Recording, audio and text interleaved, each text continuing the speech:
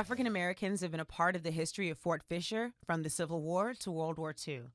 In 1865, Bruce Anderson, an African American, enlisted in an all-white regiment and was later awarded the Medal of Honor for his actions at Fort Fisher. Many of the United States colored troops killed during the Wilmington Campaign of January to February of 1865 would later be moved from temporary cemeteries and reburied at Wilmington National Cemetery. This local history feature is sponsored by the NC Department of Health and Human Services. We can help manage the impact of COVID-19 in our communities by taking control and staying up to date. Visit myspot.nc.gov to find safe and effective vaccines near you.